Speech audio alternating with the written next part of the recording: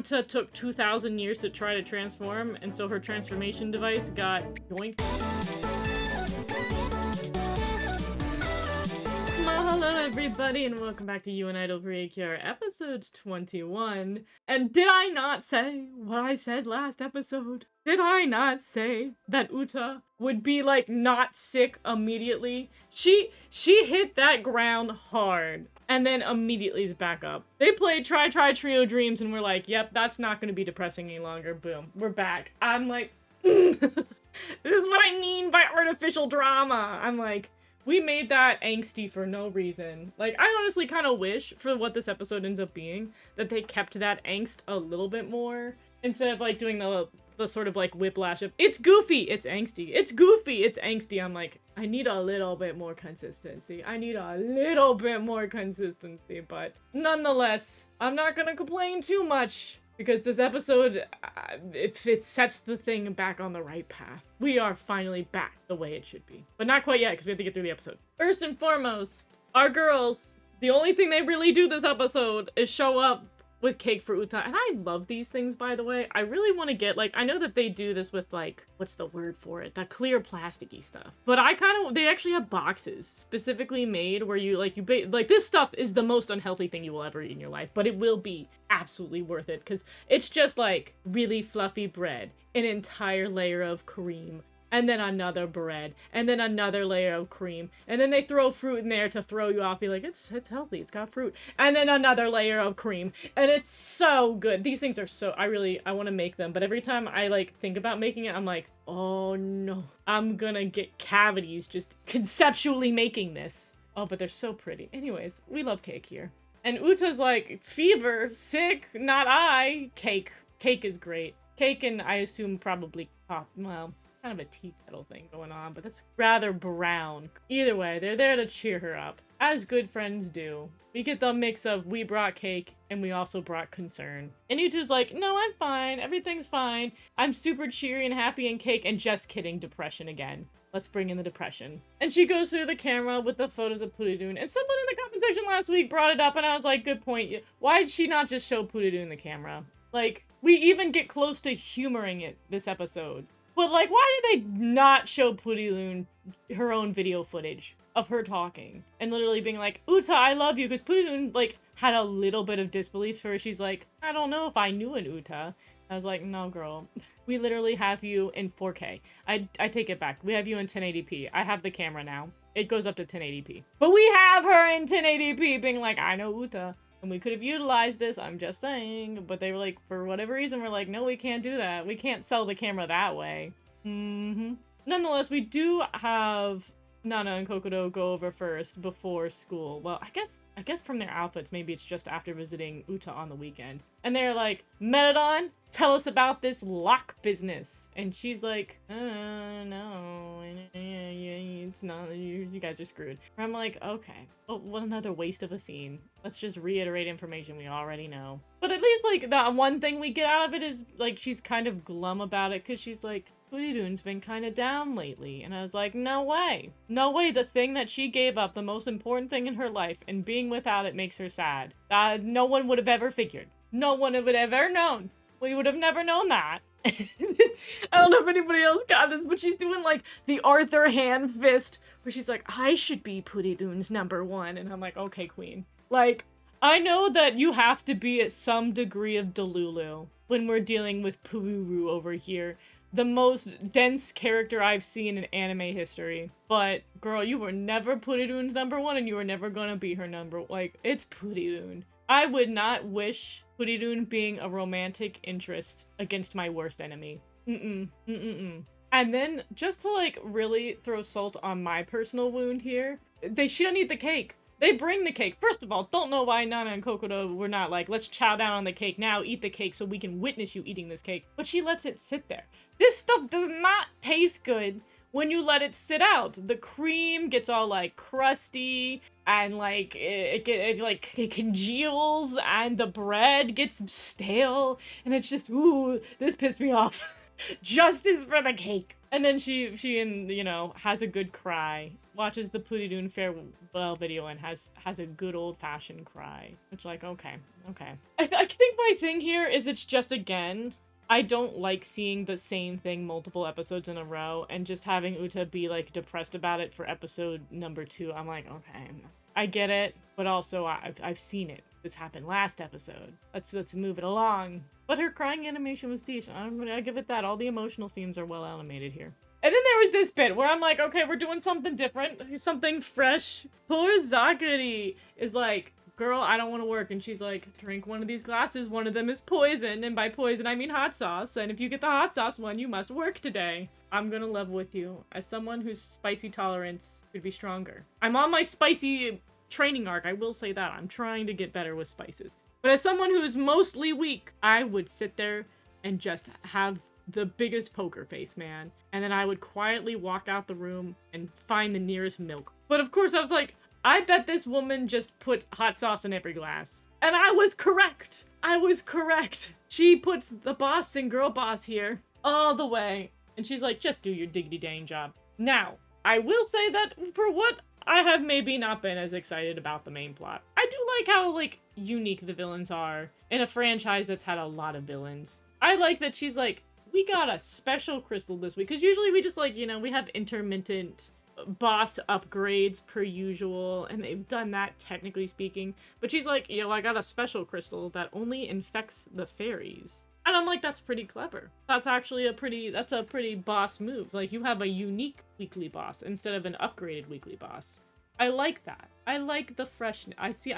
Maybe I'm just so desperate for variety that this is what I'm getting. In the meantime, Utsa.exe stopped working and she's having trouble functioning. But she does have this cute conversation with her dad, which I feel like is something that probably needs to be reiterated in these series, which is that if there's any point in your life where it's worth making mistakes, and you need to hear that it's okay to make mistakes and learn from them, is when you're a kid. And I like that. I will say the lesson doesn't feel super relevant to what's going on, because Uta's not really making any mistakes. Like, she zoned out here because she was depressed. But, like, the real problem was that she's depressed that her friend lost her memories, and that has nothing to do with making, like, a simple mistake. Like, it'd be one thing if, like, you handled a situation poorly. But Uta did not handle a situation poorly. Unless her fainting in the rain is considered handling it poorly. I think that's the writing handling it poorly more than Uta. But she cheers up, and she gets that spring in her step, and it gives her the motivation she has to do the next step, which is skip school. I thought that was really funny, because she's like, I'm taking a detour, and I was like, this girl ain't going to school today. This girl is wholeheartedly skipping school.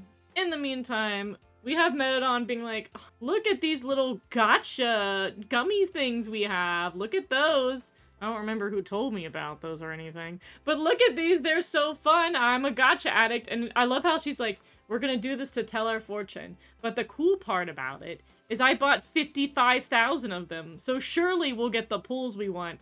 I like the little gacha joke. It was pretty funny.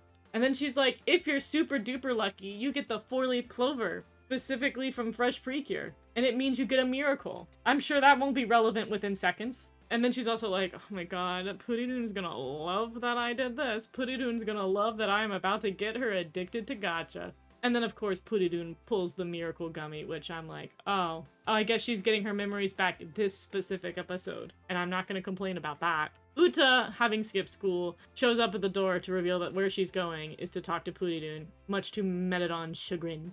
And she explains that, like, yo, I've got this camera, and with this camera, we will make new memories. Which I'm like, girl, you're supposed to be at school. This is not the time and place to be making new memories with Puridoon. That's like a after-school activity. I also love that they're still, like, dominating poor Tanaka's house. But Puridoon's like, this is exciting. I love that. Woohoo. Let's do it. And honestly, for the, like, pacing of this episode, I kind of expected them to, like, actually start doing the memory making. I thought they were gonna maybe have, like, a little montage of them running around with the camera and having fun. I did not expect Puridoon to immediately get attacked. Like, I kind of wish, writing-wise, for where they keep putting the drama, I would have preferred that instead of, like, the whole depression episode we had at the beginning of this episode and the whiplash of all that, get rid of that.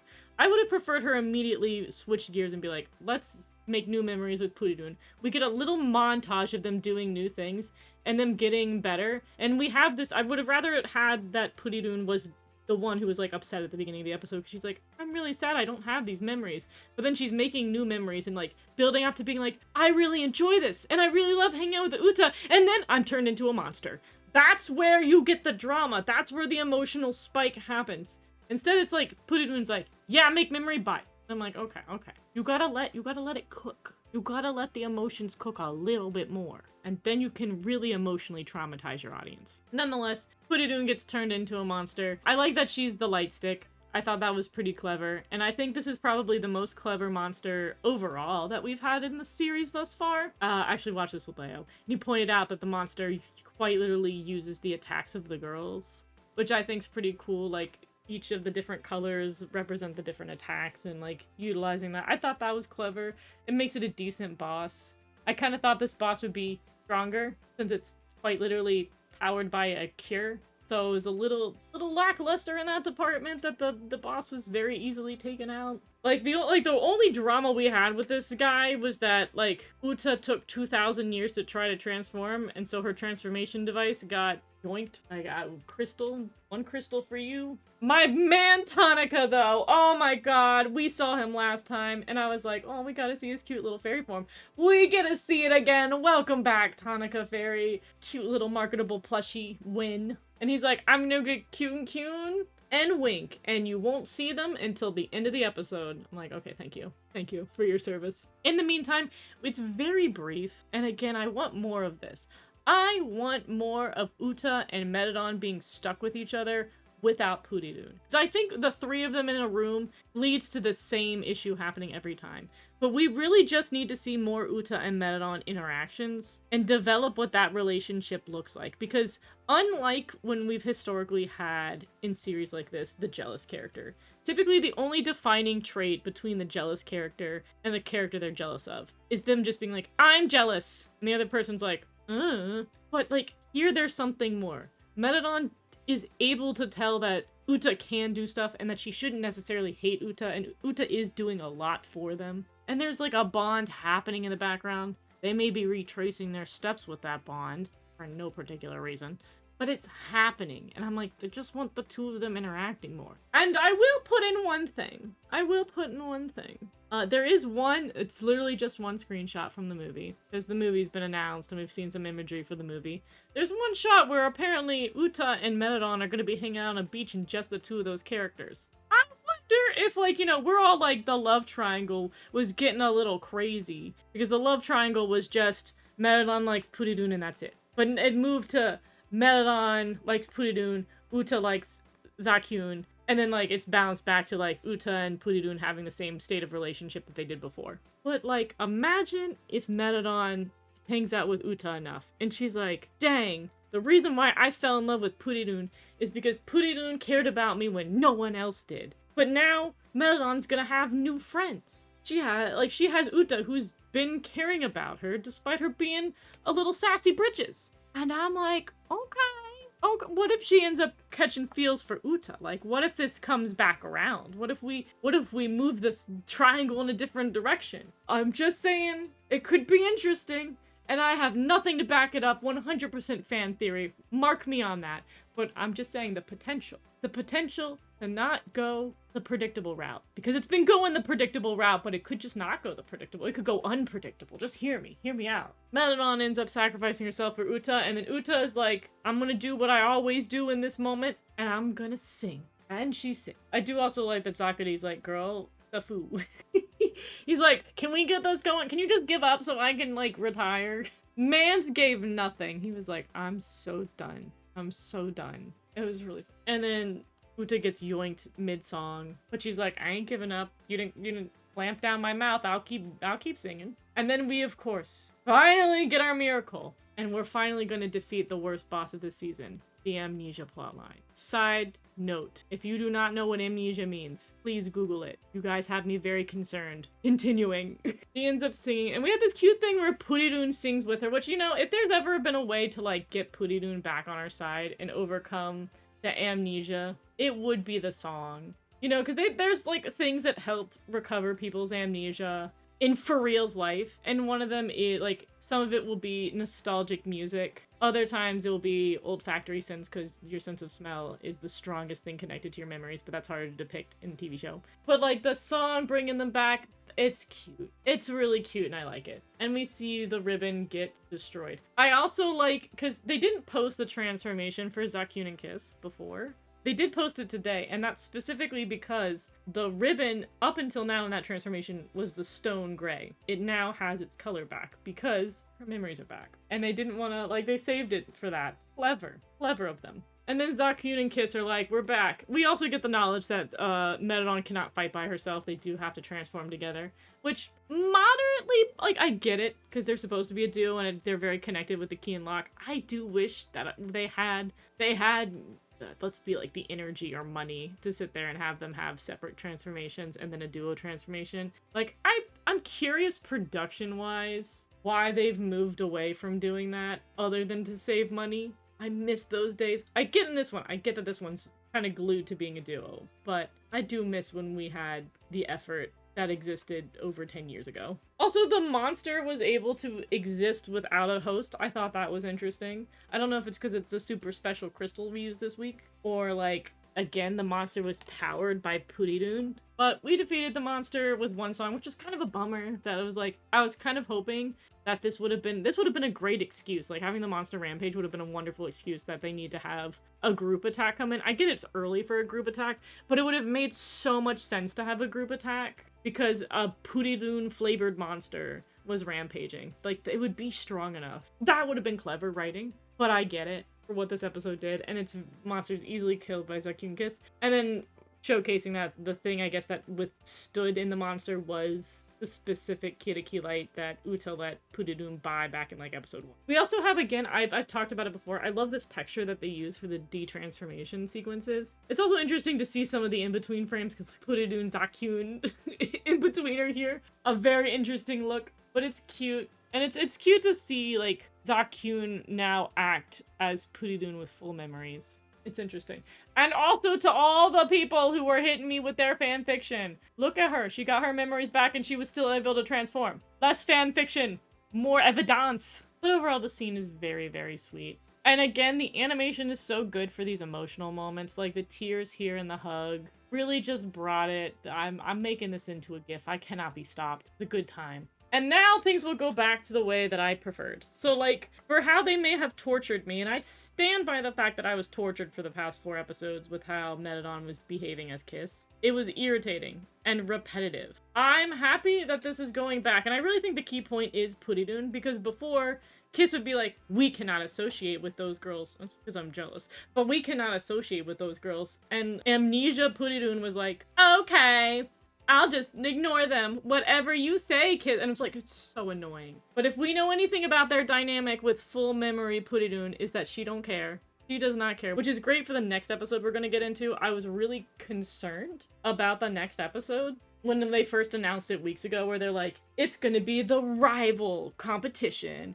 and it's going to be very Battle of the Bands-esque kind of thing. And I was like, if Puridun still doesn't have our memories, this is going to be a really irritating episode. But she has her memories, so things are going to go back to the same dynamic we had before, which I'm so happy for. I'm like, thank God these depression episodes that were just like, these episodes just kept trying to be dramatic and depressing while also being comedic, and the whiplash just didn't hit for me. It hit for other people, I'll tell you that, and they let me know that it hit for them. It just didn't work for me. It felt very, again, it felt very pushed. It felt very artificial. And it just, again, so much whiplash of being like, tee-hee, tears, tee-hee, tears. I can't handle that. It was just too much for me in the show. But I'm seeing the light at the end of the tunnel. I feel like for what I have really not enjoyed, and to be honest, it sucked too, because I really don't think I've not enjoyed episodes in Precure as much as I've had in these last few ones, and it sucks too because Idol has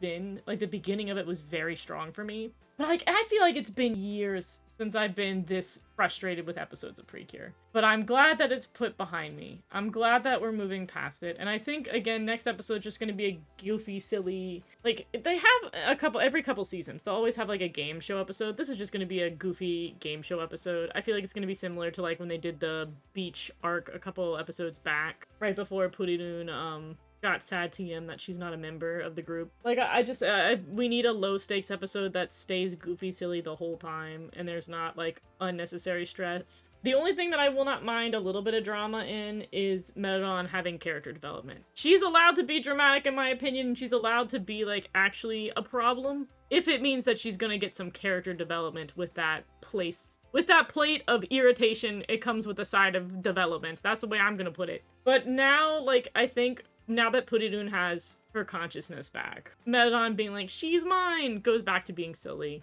It was so serious when she was Kiss, but now that she's back to being squishy Metatron and Puridoon's back to being normal, it's not gonna be a big deal. It's gonna go back to just being soft here.